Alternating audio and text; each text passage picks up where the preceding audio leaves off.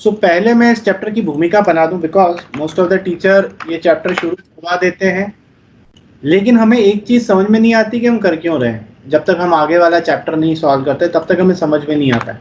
सो पहले मैं इस चैप्टर की भूमिका बना देता हूं कि why this chapter is important. ठीक, उसके बाद हम बात करेंगे। ठीक है, पहले तो हम ये समझ लें कि गुडविल होता क्या है। क्या होता है गुडविल? हमने सुना है गुडविल का मतलब होता है रेपुटेशन ऑफ द बिजनेस। ठीक है, good reputation of the business. अब ये गुडविल क्यों, मतलब क्या सोचकर आप बोल सकते हो कि यार इस पर्सन की या इस बिजनेस की गुडविल है? ऐसा कौन सा फैक्टर है जो आप किसी के बिजनेस में देखोगे और बोलोगे यस इसकी गुडविल अच्छी है? ऐसा क्या फैक्टर होगा?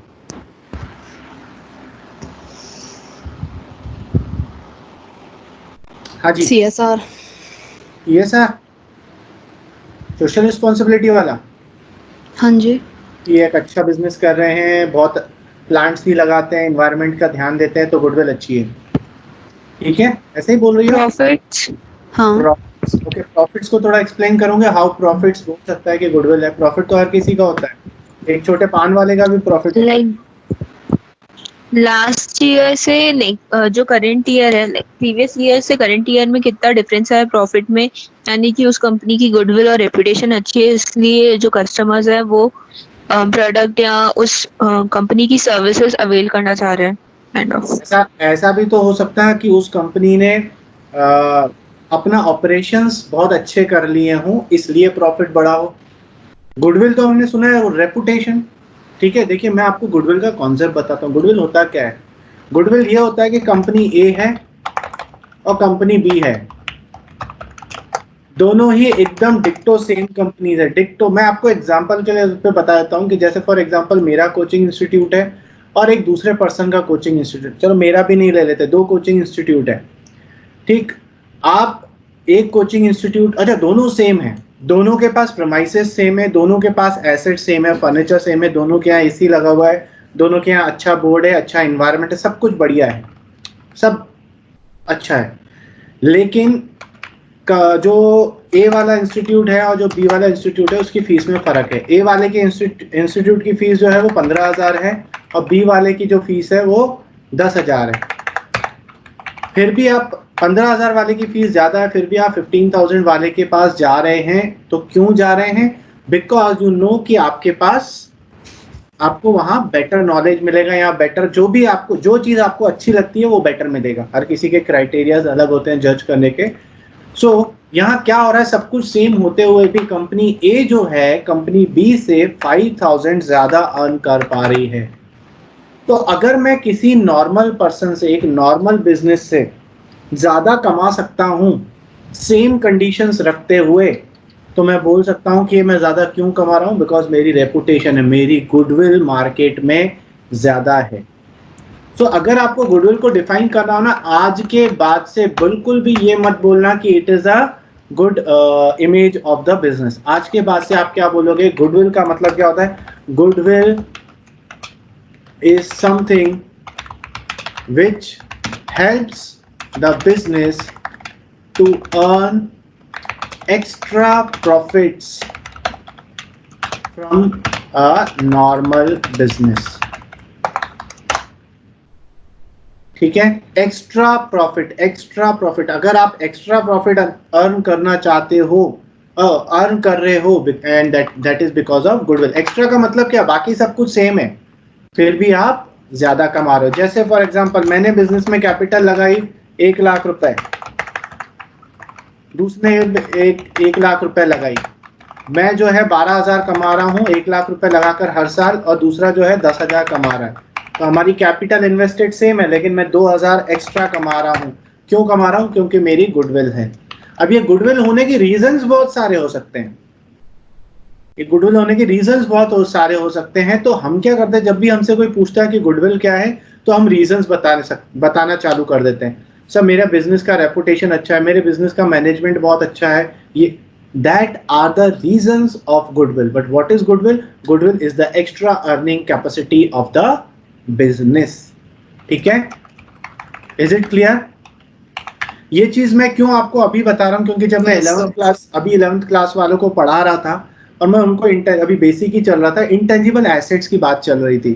तो इंटेंजिबल एसेट्स में जैसी बात होती है सबसे पहले गुडविल ही आता है। तो ऑब्वियस सी बात है, सब लोग यही बोलते हैं goodwill is the good image of the business. तो अब फिर मैं एक क्वेश्चन पूछता हूँ बच्चों से कि एसेट की डेफिनेशन क्या होती है, क्योंकि गुडविल तो एक एसेट है। एसेट की डेफिनेशन क्या होती है, कोई मुझे बता सकता है एसेट की डेफिनेशन क्या होती है? Whatever brings money into the firm. Okay, that's crisp and good. नहीं, सही है, सही है। इट वाज शॉर्ट, बट हम उसको फैक्टर उसको ले सकते हैं। तो क्या होता है एसेट? होता है assets are resources legally owned by the business and which gives us future benefits. तो शौर्या ने क्या बोला? शौर्या ने बोला which ever brings money to the business, जिससे मैंने इंटरप्रेट किया कि आप जो भी चीज आपको कमा कर देती है, मतलब जो भी चीज आपको बेनिफिट देती है, ठीक है ना, वो एसेट होती है। नाउ मैंने पूछा अगर अच्छी इमेज है, तो भैया अच्छी इमेज है तो लीगली ओन्ड कहाँ है? कौन सा फ्यूचर बेनिफिट? तुम तो बोल रहे हो अच्छी इमेज होना जरूरी नहीं है कमाने के लिए, बुरी इमेज के साथ भी आप कमा सकते हो, ठीक है ना। तो इसलिए मैंने उनको क्या बोला, गुडविल को आपको अगर डिफाइन करना है तो आप बोलिए goodwill is something which helps business to earn extra profit and the reasons of goodwill will be different. कि आपकी बिजनेस की इमेज अच्छी है इसलिए आपकी गुडविल हाई है, ठीक है। तो ये तो मैंने फालतू बकवास करी। गुडविल का मतलब हमने समझा, गुडविल क्या होता है? Extra earning capacity. So goodwill जो होती है वो दो तरीके की होती है। कौन कौन सी गुडविल होती है? एक होती है इंटरनल जनरेटेड गुडविल, एक होती है परचेज गुडविल। तो अभी तक, शुरू से लेकर अभी तक मैं जिस भी गुडविल की बात कर रहा था वो थी इंटरनल जनरेटेड गुडविल, हमारी खुद की गुडविल, हमारे बिजनेस की गुडविल जो हमने इतने पास्ट ईयर से अपने ऑपरेशंस को अच्छा अच्छा करके, क्वालिटी ऑफ प्रोडक्ट बनाकर, सर्विसेज अच्छी देकर हमने बनाई है। That is internal generated goodwill, that is good image of a business जो आप बात करते हो गुडविल। एक होती है दूसरी परचेज गुडविल, ठीक। तो दो तरीके की गुडविल होती है। अब ये गुडविल से परचेज गुडविल होती क्या है? परचेज गुडविल वो गुडविल होती है जैसे फॉर एग्जांपल मैंने किसी का पूरा बिजनेस टेक ओवर कर लिया, ठीक है। I purchased the business of X and company for ₹50 lakh. X company has total assets of ₹55 lakh and liabilities of ₹15 lakh. मतलब मैंने एक्शन कंपनी का बिजनेस खरीदा और उनको मैंने बदले में पैसे कितने दिए? 50 लाख रुपया। तो जब मैं किसी का बिजनेस टेक ओवर कर रहा हूं, मतलब उसके सारे एसेट्स और सारे लायबिलिटीज मैंने टेक ओवर कर दिया, एसेट भी मेरे, लायबिलिटीज भी मेरे। सो उसके एसेट्स थे 55 लाख और उसकी लायबिलिटीज थी 15 लाख। तो मुझे कितने का बेनिफिट मिला टोटल कुल मिलाकर उसका बिजनेस खरीदने से? 40 लाख। क्योंकि अगर मेरे पास उसके एसेट्स है 55 लाख के, उसमें से 15 लाख तो मुझे पेमेंट करना पड़ेगा लायबिलिटीज को। सो काट पीट के मेरे हाथ में बचेगा क्या? 40 लाख, ठीक। This 40 lakh is actually the value of business. उस बिजनेस की एक्चुअल वैल्यू जो थी 40 लाख थी, पर मैंने उसको पे कितना किया? 50 लाख। मैंने क्या करा? 10 लाख रुपए एक्स्ट्रा दिया उसको। क्यों एक्स्ट्रा दिए? Goodwill. Because of goodwill. मुझे ऐसा लगता है कि वो बिजनेस जो मैं टेक ओवर कर रहा हूं वो मुझे एक्स्ट्रा प्रॉफिट्स अर्न करके देगा, और जिसका मैं बिजनेस टेक ओवर करके दे रहा हूं, इसलिए मैं उसको महंगे में खरीदने के लिए भी रेडी हो गया। 10 लाख रुपए एक्स्ट्रा दिए मैंने उसको, ठीक है ना। That is because of goodwill. जैसे फेसबुक ने जब व्हाट्सएप खरीदा था, फेसबुक ने जब व्हाट्सएप खरीदा था 26 टाइम्स ज्यादा पैसा दिया था। मतलब अगर व्हाट्सएप का वैल्यूएशन 1 करोड़ था, ये तो मैं बहुत छोटा फिगर बोल रहा हूँ, तो फेसबुक ने उसको 26 करोड़ रुपीस पे करे थे to purchase the rights of WhatsApp. ऐसे ही आपने कभी इस कंपनी का नाम सुना है, आर्सेलर एंड मित्तल? सुना है आपने? मित्तल स्टील्स, किसी ने सुना है? अगर नहीं सुना है तो डूब मरिएगा, बिकॉज आर्सेलर जो है वो वर्ल्ड की नंबर 1 स्टील कंपनी थी और मित्तल स्टील्स जो थी वो वर्ल्ड की नंबर 3 स्टील कंपनी थी। मित्तल कंपनी ने आर्सेलर को परचेज करा था 400 टाइम्स ज्यादा अमाउंट देकर, 400 टाइम्स ज्यादा अमाउंट देकर, ठीक है ना। तो ये जो एक्स्ट्रा दिया क्यों दे रहे हैं? बिकॉज हमें लगता है कि अगर मैं खरीदूंगा तो ये मुझे एक्स्ट्रा प्रॉफिट अर्न करके देगा। तो जो हम एक्स्ट्रा प्रॉफिट पैसा देते हैं that is because of goodwill. जैसे आप बड़े बड़े सेलिब्रिटीज का कोई भी आइटम होता है, जैसे शूज हुए, उनके बैट हुए, धोनी का बैट अभी ऑक्शन में गया था, सो हम क्या करते हैं, उनकी वैल्यू से ज्यादा पेमेंट करते हैं, ज्यादा से ज्यादा बोली लगाते हैं। क्यों? क्योंकि हमें लगता है वो हमें बेनिफिट देगा। कोई सा भी बेनिफिट हो सकता है, personal benefit, business benefit, whatever. तो जब आप किसी का बिजनेस परचेज करते हैं और उसको एक्स्ट्रा अमाउंट देते हैं, it is known as goodwill. और ये गुडविल कौन सी होती है? Purchase goodwill. ठीक है, समझ में आया दोनों के बीच में फर्क? इंटरनल जनरेटेड गुडविल हमारे बिजनेस का गुडविल, परचेज गुडविल जिसके लिए हमें पैसा देना पड़ता है। सो अगर मैं इसको परचेज गुडविल को बोलूं, when there is outflow of resources for the purchase of goodwill, it is known as purchase goodwill। जब आपके बिजनेस से कुछ जाए, इंटरनल जनरेटेड गुडविल में कुछ जाता नहीं है, वो तो हमारी खुद की है, हमने जो इमेज अपनी बनाई है। ठीक है, सो इंटरनल जनरेटेड गुडविल को तो हमको रिकॉर्ड करना ही नहीं चाहिए। अगेन, इंटरनल जनरेटेड गुडविल को तो हमें रिकॉर्ड करना ही नहीं चाहिए। कोई ऐसा कॉन्सेप्ट है जो आपको याद आ रहा हो कि क्यों इंटरनल जनरेटेड गुडविल को नहीं रिकॉर्ड करना चाहिए? देयर इज अ प्रिंसिपल जो हमने 11th क्लास में पढ़ा था, कॉन्सेप्ट पढ़ा था, प्रूडेंस प्रिंसिपल। प्रूडेंस प्रिंसिपल क्या बोलता है? कंजर्वेटिज्म की प्रोबेबल लॉसेस को आप प्रोवाइड करिए लेकिन प्रोबेबल इनकम्स को प्रोवाइड नहीं करिए। गुडविल क्या होता है? गुडविल इज समथिंग जो आपको एक्स्ट्रा प्रॉफिट अर्न करके देगा। तो अगर आप इंटरनल जनरेटेड गुडविल को अपनी बुक्स में रिकॉर्ड कर लेंगे, इट मींस आपने वो प्रॉफिट रिकॉर्ड कर लिया जो एक्चुअल में अब तक आपने कमाए नहीं है। तो प्रूडेंस प्रिंसिपल का जो है वो अगेंस्ट में हो जाएगा, इसलिए हम इंटरनल जनरेटेड गुडविल को रिकॉर्ड नहीं करते हैं। पर परचेज गुडविल को आपको रिकॉर्ड करना चाहिए। क्यों? क्योंकि उसके लिए आपने एक्चुअली पैसा दिया है, there is outflow of the resources. So principle के हिसाब से भी हम इंटरनल जनरेटेड गुडविल को रिकॉर्ड नहीं करते हैं। परचेज गुडविल को हमें रिकॉर्ड कर सकते हैं। क्यों? क्योंकि हमने उसके लिए पैसा दिया है। तो ये तो हमने बेसिक समझ लिया। अब आते हैं पिक्चर में हमारे हीरो, अकाउंटिंग स्टैंडर्ड 26। स्टैंडर्ड का नाम है इंटेंजिबल एसेट्स। हमने 11th क्लास में पढ़ा था कि कुछ स्टैंडर्ड्स होते हैं, रूल्स होते हैं जिनके हिसाब से हमें अकाउंटिंग करनी पड़ती है। सो उनमें से एक अकाउंटिंग स्टैंडर्ड 26 है। अकाउंटिंग स्टैंडर्ड 26 इंटेंजिबल एसेट्स को डिफाइन करता है और वो बोलता है एक word that goodwill should not be recorded in the books of accounts। Simple सीधी सी लाइन बोल दी। क्या बोल दी?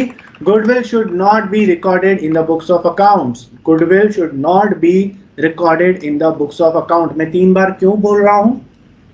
क्योंकि हमने अभी अभी पढ़ा कि इंटरनल जनरेटेड गुडविल को तो रिकॉर्ड करना सही बात भी नहीं है। परचेज को हम कर सकते हैं क्योंकि पैसा दिया है, लेकिन अकाउंटिंग स्टैंडर्ड 26 ने जब ये लिखा तो उन्होंने ये डिफाइन नहीं करा कि इंटरनल जनरेटेड गुडविल की बात कर रहे हैं या परचेज गुडविल की बात कर रहे हैं। इसका मतलब क्या? वो दोनों गुडविल की बात कर रहे हैं। वो बोल रहे हैं किसी भी तरीके की गुडविल को रिकॉर्ड नहीं करना चाहिए। पर सर अभी तो आपने बोला कि परचेज गुडविल मींस जिसके लिए आपने एक्चुअल पैसा दिया है वो रिकॉर्ड कर सकते हैं। कर सकते हैं, करिए, लेकिन करने के बाद उसको इमीडिएटली राइट ऑफ कर दीजिए, खत्म कर दीजिए, डेप्रिशिएट अमोटाइज कर दीजिए। मतलब उसको जैसे डेप्रिसिएशन लगाते हैं ना एसेट के ऊपर, वैसे ही उसको राइट ऑफ कर दीजिए। तो काट पीट के बाद क्या हुई, अकाउंटिंग स्टैंडर्ड 26 को, प्रूडेंस प्रिंसिपल, सारे प्रिंसिपल को मद्देनजर रखते हुए हम इस नतीजे पर पहुंचे हैं कि internal generated goodwill should not be recorded in any case. दूसरे पॉइंट पे पहुंचे हैं, purchase goodwill already recorded in the books, it should be written off as soon as possible। और अकाउंटिंग स्टैंडर्ड ने हमें बोला मैक्स 5 इयर्स, मतलब maximum 5 years के अंदर उसको राइट ऑफ कर दीजिए। मतलब सर जैसे हमारे ऊपर परचेज गुडविल कितनी आई, 10 लाख आई थी, आप 10 लाख को 5 इयर्स में डिवाइड कर दीजिए, 2 लाख 2 लाख 2 लाख 2 लाख हर साल करके राइट ऑफ करते जाइए। मतलब इसमें से माइनस करते जाइए और प्रॉफिट एंड लॉस में डालते जाइए। समझ में आया? समझ में आया? किसी को कोई डाउट अभी तक मैंने जो ठोका है, दिमाग में कोई शंका?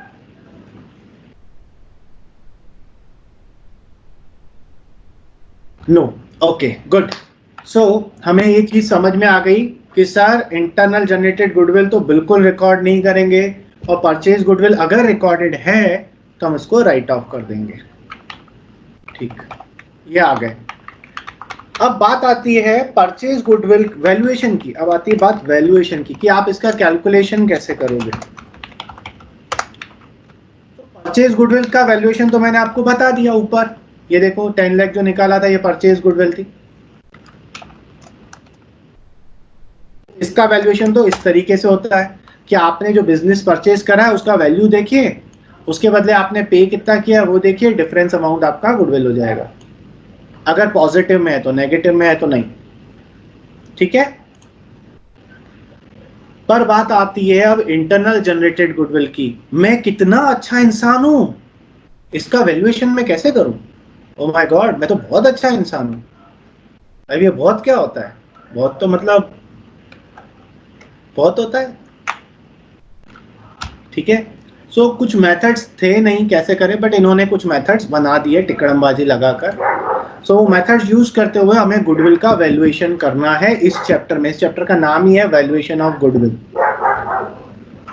लेकिन सर आपके दिमाग में तो क्वेश्चन आ नहीं रहा है, मैं ही पूछ लेता हूं।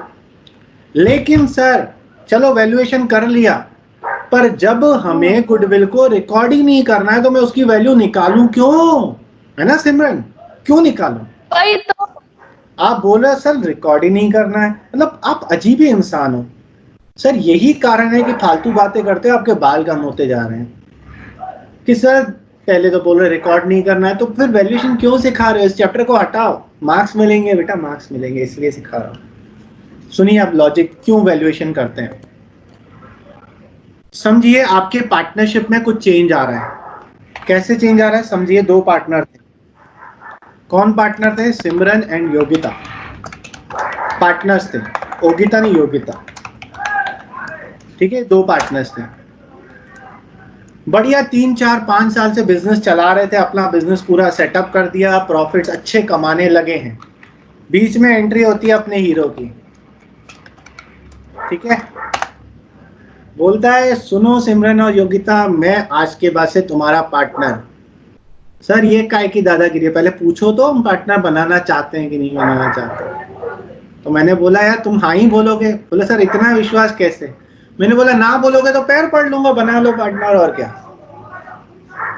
सो मैं आया, इन्होंने बोला ओके सर हम आपको एडमिशन देते हैं हमारे पार्टनर से, मैं पार्टनर बन जाऊं। तो आज के बाद से सिमरन, योगिता और हरीश सर तीनों पार्टनर हो जाएंगे। ये बातें चल ही रही थी कि सिमरन का दिमाग थोड़ा खटका, योगिता के पास गई और बोला, योगिता एक बात बता, हमने 5 साल से इतनी मेहनत करके बिजनेस खड़ा किया, प्रॉफिट्स कमा रहे हैं, मेहनत किसकी? योगिता ने बोला अपन दोनों की। हरीश सर आज ही आएंगे, आज से ही प्रॉफिट में शेयर लेने लगेंगे, ये कहाँ का जस्टिफिकेशन है? तो योगिता ने बोला कि ना सर कैपिटल दे रहे हैं ना, कैपिटल भी तो लगा रहे हैं बिजनेस में। क्या योगिता मेरी अच्छी बच्ची थी तो मेरे फेवर में बात कर रही थी, सिमरन तो गालियां देती है मेरे को। तो योगिता ने बोला, सिमरन देखो ऐसे ऐसे नहीं सोचते, मतलब ही नहीं होता, सर ने कैपिटल दिया है अपने को।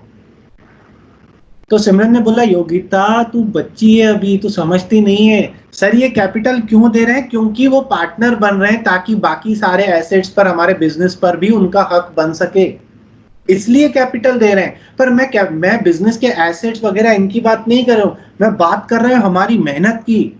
अगर जो बिजनेस हम आज कर रहे हैं, यही बिजनेस सर आज अकेले जाके खोले तो इतना प्रॉफिट कमा पाएंगे क्या? नहीं कमा पाएंगे। शाणे वो बहुत, इसलिए अपना पार्टनर बनना चाह रहे हैं कि इन्होंने मेहनत करी है इतनी, आज से ही वो अपनी मेहनत को एंजॉय करने लगेंगे, प्रॉफिट होने लगेंगे। तो योगिता का दिमाग खुल गया, ज्ञान चक्षु खुल गए, ऐसे रोशनी सी हो गई दिमाग में, और डन डन ना आवाज आने लगी ऐसे। तो बोली बात तो सही है। तो उसने बोला हाँ। तो सिमरन ने बोला, योगिता ने बोला आप क्या करें? बोला सुन, सर ने अपने को वैल्यूएशन ऑफ गुडविल सिखाया था कि गुडविल वैल्यू कैसे करते हैं, कि आज अपने बिजनेस की गुडविल कितनी है। अपन काम करते हैं, सर को बोलेंगे सर आपको जितना शेयर फर्म में चाहिए ना, कैपिटल तो आप दोगे ही दोगे। वो कैपिटल आप क्यों दे रहे हो? कैपिटल आप प्रॉफिट्स के लिए नहीं दे रहे हो, कैपिटल आप इसलिए दे रहे हो कि आपको पार्टनर बनाया जाए, ताकि आपके हमारे बिजनेस पर आपका भी हक बन जाएगा। कैपिटल इसलिए होती है, पर हम बात कर रहे हैं प्रॉफिट्स की, फ्यूचर में जो आप प्रॉफिट्स एंजॉय करोगे उसकी। तो आप आ रहे हो ना, हम गुडविल कैलकुलेट करते हैं, क्योंकि गुडविल किसको रिप्रेजेंट करता है? प्रॉफिट्स को ही रिप्रेजेंट करता है। तो हम गुडविल कैलकुलेट करते हैं, आप आ रहे हो, आप अपना हिस्सा हमें दे देना, हम दोनों उसको आपस में बांट लेंगे, मजा आ जाएगा, आप भी खुश हम भी खुश, जय माता दी। तो गुडविल का कैलकुलेशन क्यों होता है? गुडविल का कैलकुलेशन इसलिए होता है, काट पीट के, the summary of the story is when there is a change in the partnership, so किसी ना किसी पार्टनर को सेक्रीफाइस करना पड़ता है और कोई पार्टनर गेन करता है। जैसे इस वाले केस में गेन कौन कर रहा था? मैं गेन कर रहा था, मैं नया पार्टनर हूं, मैं आ रहा हूं, मुझे फ्यूचर में प्रॉफिट्स मिलेगा, तो I am a gaining partner. और मेरे आने के कारण जो प्रॉफिट्स पहले 2 लोगों में बंटते थे अब 3 में बटेंगे, तो जो पुराने पार्टनर्स हैं Yogita and Simran, they are sacrificing partner.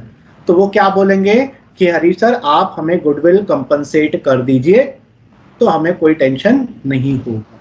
समझ में आया? इसलिए हम वैल्यूएशन ऑफ गुडविल करते हैं, ठीक है। सो गुडविल का वैल्यूएशन समझ में आया ना? क्या यहाँ पे मैं लिख देता हूं, whenever there is a change in the partnership, some partners has to sacrifice their future profits and some will gain in order to compensate the sacrificing partners. जो भूखे नंगे लोग हैं ना, रो रहे हैं, sacrificing partners, in order to compensate sacrificing partners, valuation of goodwill is done. समझ में आया? सो वैल्यूएशन क्या, ये चैप्टर मैं ये चीज क्यों बता रहा हूँ, ये चीज वैसे मुझे नेक्स्ट चैप्टर में बतानी चाहिए थी, पर क्या मेरा दिमाग जैसा चलता है ना, मैं सोचता हूँ कि बच्चों में भी वैसा शायद चलता होगा कि मैं कैलकुलेट तो कर रहा हूँ, पर क्यों कैलकुलेट कर रहा हूँ ये तो पता होना चाहिए। इसलिए मैंने आपको ये कहानी बताई। Yes, someone was saying something. Sir हाँ जी बच्चे बोले। सर वैल्यूएशन कैसे करेंगे? जब अब करेंगे, अभी सीखेंगे, अभी सीखेंगे, मुझे पता था ना, अभी सीखेंगे, आ रहे हैं। तो देखो सिमरन बेटा, मैंने बोला ना, मैंने आपको बोला कि वैल्यूएशन कैसे करोगे। आप सही बात है ना, कि आप कैसे बताओगे कि आप कितने अच्छे हो, ठीक है ना। तो बट इन्होंने कुछ टेक्निक्स बनाए हैं आड़े टेढ़ा दिमाग लगा लगा कर, है ना। लोग हैं दुनिया में, लोग हैं जिनका दिमाग चलता है, ठीक है ना। अब जिनका नहीं चलता उनका ज्ञान दिमाग खोलने के लिए मैं बैठा हूं ना, चिंता नहीं करो। ठीक है, समझ गए ना किसके बारे में बोलूं? Okay, any questions?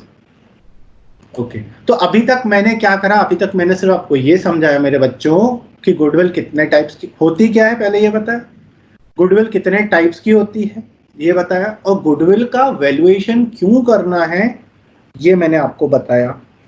फिर कैसे करना है, उसमें से परचेज का तो मैंने आपको यहां बता दिया। So in this chapter we are not going to deal with the purchase goodwill, we are going to deal with internal generated goodwill, how the goodwill is valued, how the internal generated goodwill is valued। Purchase goodwill का valuation नहीं करना पड़ता, वो directly हो जाता है।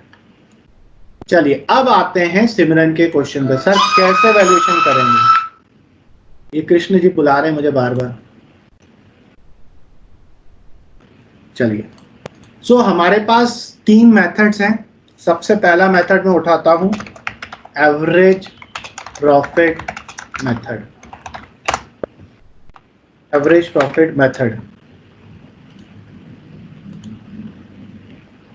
कौन सा कलर करूं? हाँ ये अच्छा है,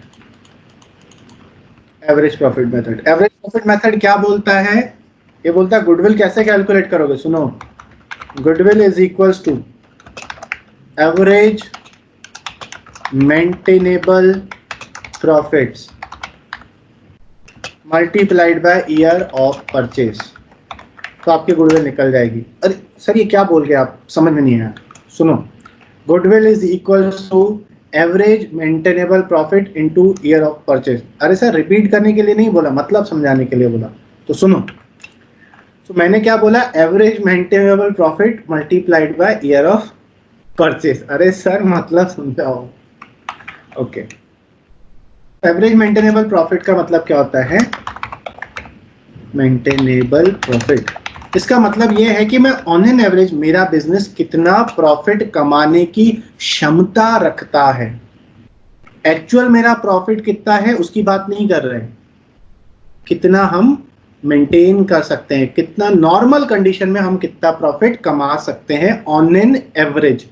सो हम क्या करेंगे, पिछले 3-4 सालों के प्रॉफिट एंड लॉस अकाउंट उठा लेंगे, वहां से हमें प्रॉफिट मिल जाएगा, उसका एवरेज निकालेंगे तो एवरेज प्रॉफिट मिल जाएगा। उसमें और भी चीजें करेंगे, समझेंगे। फिर आता है ईयर ऑफ परचेज। सर ये क्या है, ये कुछ नई चीज दिख रही है हमें, ईयर ऑफ परचेज। तो इसका शॉर्टकट बना लेते हैं, कूल लगेगा थोड़ा, यो डूड YOP। ठीक है, year of purchase. Year of purchase का मतलब क्या होता है? Period for which such average profits can be maintained by the business. जैसे आप बोल रहे हैं ना कि मेरे बिजनेस का एवरेज प्रॉफिट 40,000 है, तो आप कितने सालों तक इस 40,000 के प्रॉफिट को मेंटेन कर सकते हो? अगर 40,000 से बढ़िया लंबा जंप लगा दोगे तो आपका गुडविल का वैल्यू बढ़ जाएगा, कम हो जाएगा तो गुडविल का वैल्यू कम हो जाएगा। आप ऑन एन एवरेज ये कितने साल तक मेंटेन कर सकते हो? तो 40,000 को अगर मैं 3 साल तक मेंटेन कर सकता हूँ, मीन्स मेरे बिजनेस की गुडविल 1,20,000 है। ठीक है, इस तरीके से इन्होंने एक जुगाड़ू मेथड निकाल दिया, बहुत ही शानदार। जब कुछ मिला नहीं तो ऐसे कुछ भी कर लिया। तो मैंने फिर बोला कि यार सुनो, मैं ना, जैसे बाकी लोग जो लोग 11th में मुझसे पढ़े वो जानते हैं कि जब भोपाल उत्सव मेला लगता है ना, तो उधर वो जो मौत के कुएं के सामने मैं बेचता हूँ चद्दर बिछा के चोरी का सामान, तो वहां पर भी मैं प्रॉफिट कमाता हूँ और मैं 5 साल तक वो मेंटेन कर सकता हूँ, तो मेरी भी गुडविल है, बात कर लो। ठीक है, तो ये जुगाड़ू मेथड था। ओके, हम क्या करें, हम बोला है तो करना पड़ेगा। So goodwill is equals to average maintainable profit. क्या होता है मेरे बच्चों, ईयर ऑफ परचेज मतलब आप जो प्रॉफिट्स की आप बात कर रहे हो वो कितने साल तक आप मेंटेन रख सकते हो, तो वो आपका ईयर ऑफ परचेज हो जाता है। तो सर अगर इसके आगे बढ़ जाएगा तो आप फिर से गुडविल का वैल्यूएशन करना, अगर आपका बिजनेस और अच्छा करने लगे तो आप फिर से वैल्यूएशन कर लेना, आपका बिजनेस बुरा करे तो फिर से वैल्यूएशन करना। तो ये एस्टिमेटेड होता है।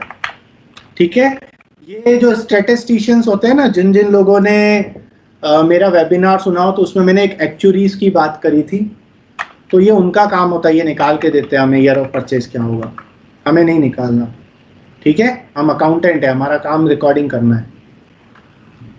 समझ में आया ये बकर बकर मेरी? क्या जब वो थ्योरी समझाता हूँ ना तो मेरा दिमाग थोड़ा ज़्यादा चलने लगता है, कभी कभी तो एक्स्ट्रा ही चलता है, एक्स्ट्रा अर्निंग कैपेसिटी हो जाती है। कोई डाउट्स? इतना सन्नाटा क्यों है भाई क्लास में? कुछ तो बोलिए प्लीज, प्लीज बोलो प्लीज। सर एक बार फिर से बता दीजिए प्लीज। ये बोलने को थोड़ा सा बोला था। हाय। क्या बताऊं, क्या बताऊं, इसमें से क्या तो बताऊं? मतलब मतलब क्या? प्रॉफिट तो लाइक लगभग हर फर्म मेंटेन कर लेता होगा ना अपना 2 इसलिए साल या इसलिए 3 साल का। हाँ, इसलिए तो मैं बोल रहा हूँ ना कि ये जुगाड़ू मेथड था, ये कोई लॉजिकल मेथड नहीं था। तो हम इसके एडवांस मेरिट डीमेरिट्स की बात नहीं कर रहे, मेथड है ठीक है। अब आगे आएगा जो जो नए लोग, जो नए बंदे आएंगे, जो नेक्स्ट मेथड में आएंगे, तो वो इसको मॉडिफाई करेंगे थोड़ा, ठीक है। ये शुरुआत में मेथड यूज, तो ओके। एक तरीका है। क्यों, देखिए सीधी सी बात है कि इंटरनल जनरेटेड गुडविल का वैल्यूएशन हो ही नहीं सकता एक्चुअल में, ठीक है ना। बट जुगाड़ करके अब नया पार्टनर आ रहा है, कुछ तो कंपनसेट करवाना पड़ेगा, तो कोई ना कोई मेथड जिसको क्योंकि प्रॉफिट से ही जोड़ा है हर चीज को, because goodwill represents a profit capacity, इसलिए वो कोई ना कोई मेथड उन्होंने, जब शुरुआत हुई थी तो एवरेज प्रॉफिट ले लिया। आगे आएंगे हम और बेटर मेथड्स पे। चलिए अब मैं ये बात करता हूँ इसकी एवरेज मेंटेनेबल प्रॉफिट की। क्या होता है average maintainable profit? Average maintainable profit होता है गाइस आपका नॉर्मल प्रॉफिट, जो आपकी कैपेसिटी है, नॉर्मल प्रॉफिट। तो मैं यहाँ पर एक और वर्ड यूज लिख लेता हूँ, नॉर्मल प्रॉफिट, तो आपको ज्यादा समझ में आएगा। नॉर्मल प्रॉफिट मतलब क्या? जो आपका प्रॉफिट आया है उसमें से अगर आप एबनॉर्मल चीजों को हटा दें तो आपको नॉर्मल प्रॉफिट मिल जाएगा।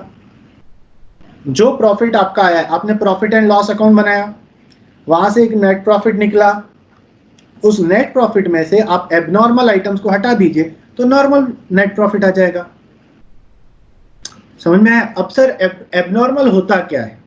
एबनॉर्मल चीजें मतलब जो रिकरिंग नेचर की नहीं है, जो मेरे बिजनेस के ऑपरेशन से रिलेटेड डायरेक्टली नहीं है, जो नॉन रिकरिंग नेचर के कभी कभार हो गई और एक्चुअली वो मेरे बिजनेस से डायरेक्टली रिलेटेड भी नहीं है, ठीक है। सर ऐसी कौन सी चीज होती हैं? ऐसी होती हैं आपकी like loss due to fire और थेफ्ट व्हाटएवर।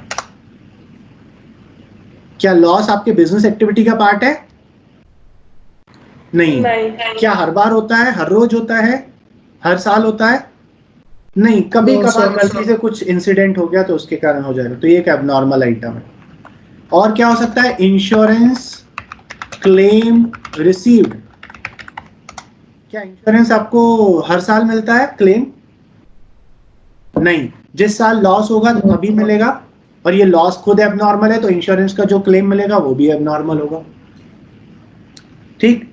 डिविडेंड रिसीव्ड, क्या डिविडेंड, डिविडेंड क्यों मिलता है? क्योंकि मैंने कहीं इन्वेस्ट किया होगा। क्या इन्वेस्टमेंट करना हमारा काम है? हमारा काम तो परचेज और सेल करना है। सो इन्वेस्ट तो हम इसलिए कर रहे हैं कि मेरे पास एक्स्ट्रा मनी पड़ा था, मैंने कहीं इन्वेस्ट कर दिया, तो वो मेरे बिजनेस की एक्टिविटी नहीं है, तो डिविडेंड रिसीव भी एक एबनॉर्मल इनकम में आ जाती है। सो इस तरीके की चीजें जो आपकी नॉर्मली नहीं होती हैं, जैसे वॉलंटरी रिटायरमेंट कंपनसेशन,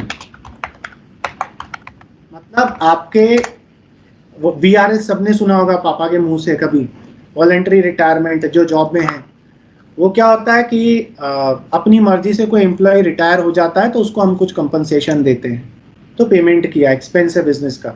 क्या हर हर हर साल रेगुलरली कोई ना कोई रिटायर होता रहता है क्या? नहीं। तो रिटायर, और क्या रिटायरमेंट हमारे बिजनेस एक्टिविटीज से डायरेक्टली रिलेटेड है क्या? नहीं। तो ये एक नॉर्मल आइटम है। सो हम क्या करते हैं, हमारा जो नॉर्मल प्रॉफिट या जो हमारा प्रॉफिट आता है, नेट प्रॉफिट, नेट प्रॉफिट, इसमें हम क्या करेंगे, इसमें हम प्लस कर देंगे। क्या प्लस कर देंगे? Abnormal expenses and losses. Plus क्यों करेंगे? क्योंकि हमें रिवर्स करना है इसका इफेक्ट। जब हमने नेट प्रॉफिट निकाला होगा तब ये माइनस हो चुका होगा, पर ये तो एबनॉर्मल है, तो इसका इफेक्ट हमें हटाना है। इफेक्ट हटाना है तो पहले हमने माइनस किया था, इफेक्ट हटाने के लिए हमें प्लस करना पड़ेगा। और क्या करेंगे? एबनॉर्मल इनकम्स एंड गेन्स को माइनस कर देंगे। तो हमारा जो प्रॉफिट आएगा अल्टीमेटली वो कौन सा होगा? हमारा एवरेज नहीं, एवरेज नहीं, एवरेज तो प्लस माइनस करने के बाद निकलेगा। Normal maintainable profit. हम जितने भी साल का एवरेज निकालना है, एवरेज निकाल लेंगे सारे सालों के एवरेज। हमें पता है एवरेज कैसे निकलता है। Average is equals to sum of profits, sum of all years profits divided by number of years, तो आपका एवरेज आ जाएगा। तो पहले आप प्रॉफिट्स निकाल लीजिए, कौन से? नॉर्मल मेंटेनेबल प्रॉफिट, उस सारे प्रॉफिट्स को ऐड करिए, डिवाइडेड बाय नंबर ऑफ करिए, तो एवरेज आ जाएगा। इस एवरेज को आप ईयर ऑफ परचेज से मल्टीप्लाई कर दीजिए तो आपको मजा आ जाएगा, गुडविल निकल जाएगी। ठीक है, इसमें से कुछ नोट करना है सर? हाँ जी। सर अगर किसी पर्टिकुलर ईयर में एक्स्ट्रा प्रॉफिट हुआ हो तो भी वो भी एबनॉर्मल होगा? एक्स्ट्रा प्रॉफिट किस तरीके का बोल रहे हो? सर जैसे नॉर्मली अपन अगर एक बिजनेस का प्रॉफिट हर साल 1 लाख होता है अब और सुनो, किसी साल उसका 1 लाख। Yes sir. सुनो, तुम क्या करोगे? पहले रीजन फाइंड आउट करोगे कि एक्स्ट्रा प्रॉफिट हुआ क्यों है। तो हो सकता है उस साल तुम्हें इंश्योरेंस क्लेम मिला था, सो आप रीजन फाइंड आउट करिए कि वो आपको एक्स्ट्रा प्रॉफिट मिला क्या। यही तो वो रीजंस हैं। अगर वो रीजन एबनॉर्मल नेचर का है तो रिवर्स कर दीजिए, लेकिन अगर नॉर्मल कंडीशन में आपको हो सकता है इस साल या ज्यादा बच्चे आ गए मेरे पास, क्यों, कुछ रीजन हुआ होगा, तो एक्स्ट्रा प्रॉफिट हो गया, तो ये नॉर्मल ही है, इसमें इसमें कोई एबनॉर्मलिटी नहीं है। सर, हाँ जी। Profit on sale of asset. हाँ, यस यस यस। तो profit on sale of assets जो होता है, क्योंकि आप एसेट सेल करना आपका बिजनेस नहीं है और आप हर साल एसेट सेल नहीं करते, तो उस पर जो प्रॉफिट हो रहा है वो भी एबनॉर्मल इनकम है आपकी। लॉस एबनॉर्मल एक्सपेंस है क्योंकि वो नॉर्मल नहीं है, नेचर आपके बिजनेस से रिलेटेड नहीं है और रिकरिंग नहीं है। सो एबनॉर्मल क्या होता है? विच इज नॉट, यहां लिख लेता हूं, what is abnormal? Anything which is not directly related to the operations of business and are not recurring in nature.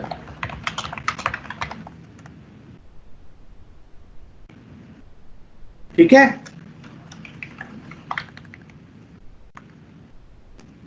तो एक एग्जांपल विनीत ने भी बोला, वो भी हमारा एबनॉर्मल है।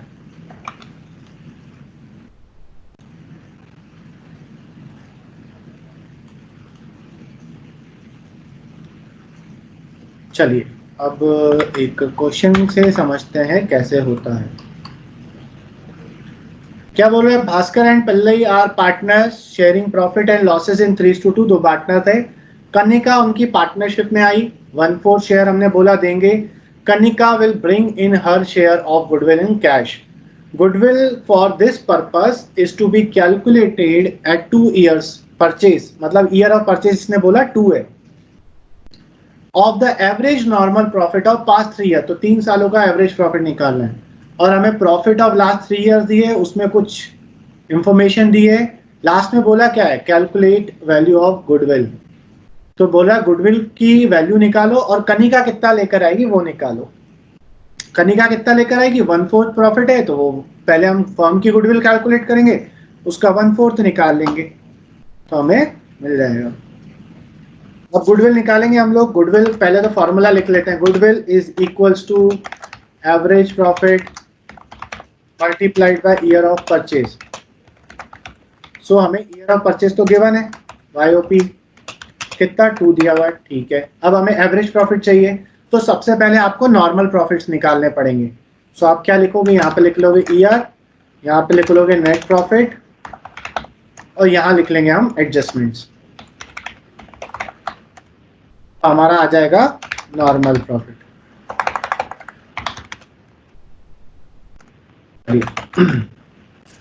ईयर हमको दिए हैं 3, 2018, 2019, 2020। नेट प्रॉफिट में हमको बोला है 50,000 और सेकेंड वाले ईयर में देखिए लॉस है, लॉस है तो -20,000 लिख लेंगे और थर्ड वाले ईयर में अगेन प्रॉफिट है 70,000। अब एडजस्टमेंट, एडजस्टमेंट में ये हमको क्या बोल रहा है, बोला है 2018 में include profit on sale of asset, तो ये एबनॉर्मल होता है, इसको प्लस करेंगे कि माइनस?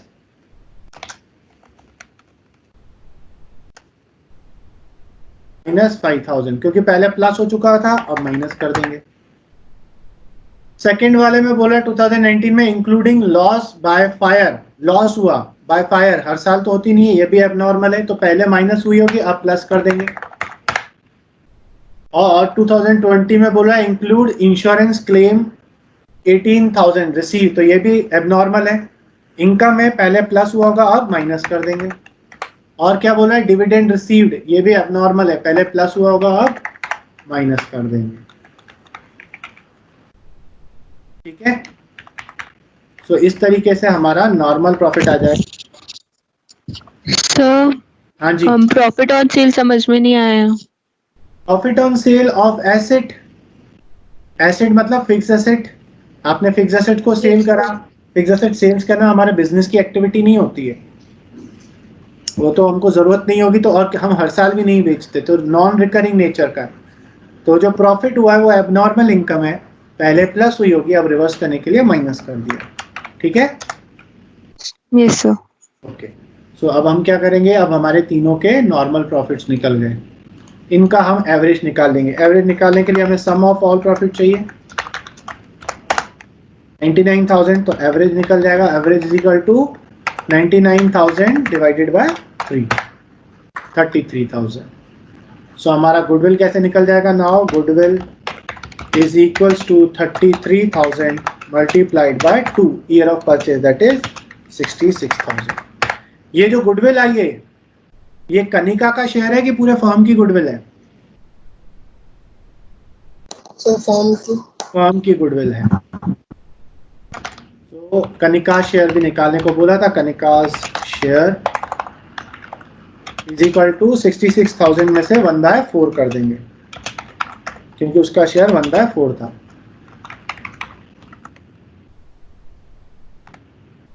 $1,500, तो ये दोनों हमारे आंसर हैं।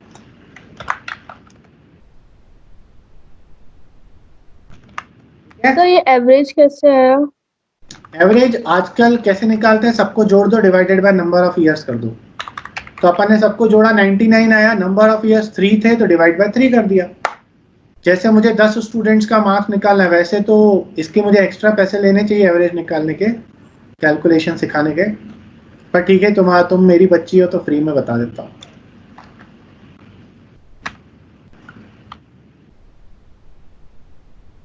हो गया?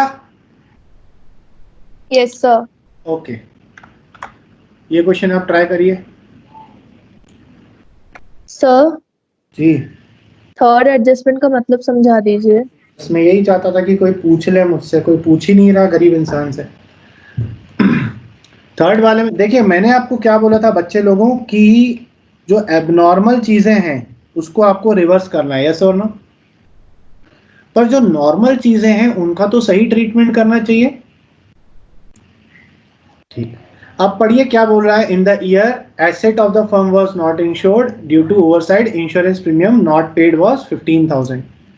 क्या इंश्योरेंस प्रीमियम पे करना नॉर्मल एक्सपेंस है? Yes sir. Yes sir, sir insurance premium normally होता है, क्योंकि हम अपने एसेट्स का रख रखाव कर रहे हैं, तो नॉर्मल है। तो मैंने भी मान लिया नॉर्मल है, पर ये क्या बोल रहा है, आपने इंश्योरेंस एक्सपेंस रिकॉर्ड ही नहीं किया था। तो अगर ये नॉर्मल है तो आपको रिकॉर्ड करना चाहिए था कि नहीं करना चाहिए था? करना चाहिए, तो अब कर दो। तो अब आप इसका सीधा सीधा ट्रीटमेंट करोगे, अगर ये एक्सपेंस है तो माइनस करोगे। ठीक है, और कौन से साल में करोगे? 2020। पक्का? सब लोग? 2019 बाकी लोग क्या बोलते हैं? Expert views? 2019 सर 19 हाँ जी, 19 में ही करेंगे, ओनली 19 में करेंगे। सोर हो गया। कितना है आंसर? 376667। स्तुति, तुम्हारी बुक का क्वेश्चन है? हाँ होगा। तो नहीं बता रहा हूँ, है होगा। हाँ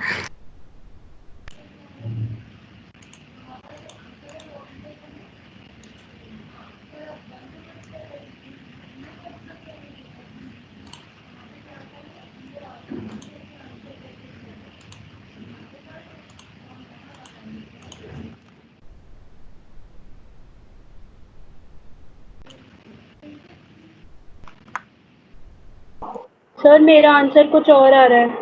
देखते हैं, मैं यहाँ पे सॉल्व करता हूँ। ए, सिमरन खुश हो गई, मेरा भी कुछ और आ रहा है। कोई तो है। वही तो मेरी अकेले की उड़े। जिसको अपना हम अपना कह लेते यार, पास नहीं तो दूर ही होता, लेकिन कोई मेरा। सर मेरा भी आंसर चेंज हो गया। और आंसर चेंज हो गया? ओ माय गॉड, ये कैसे हो गया? चलिए, अब नॉर्मल लॉस ऑफ 20।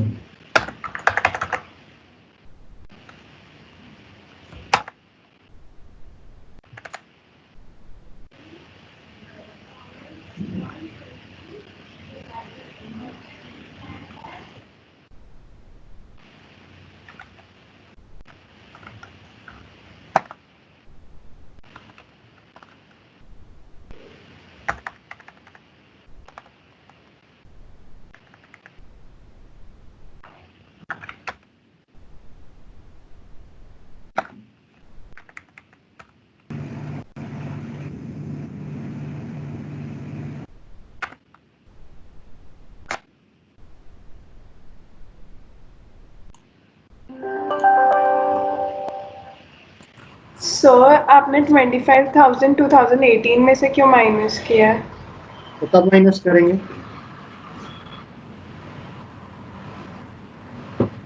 कौन सी डेट लिखी हुई है?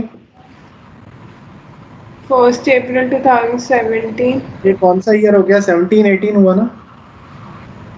हाँ तो हमको इसे 18 में कंसीडर करना पड़ेगा।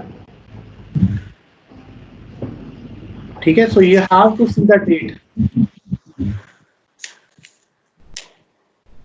सर गुडविल 2,82,500 आ रहा है। हाँ बिल्कुल सही है। मेरा भी यही था। ईयर ऑफ परचेज 2 दिया है ना? हाँ, यस सर। 141,250 multiplied by 2।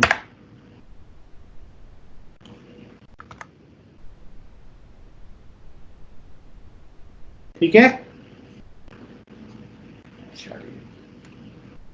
तो अपन आज कुछ ज्यादा नहीं करते हैं। गुडविल को समझा हमने, क्यों निकालते हैं वो समझा, टाइप्स ऑफ गुडविल समझा, और उसके बाद हमने 2 क्वेश्चन करे। ठीक है। सो नेक्स्ट क्लास में हम काफी कुछ करेंगे। ये वाला मेथड खत्म कर दूंगा और नेक्स्ट मेथड स्टार्ट भी कर दूंगा। ठीक है। तो आप अगर आज्ञा दें तो मैं थोड़ा रेस्ट करके अपनी अगली क्लास की तैयारियां करूं।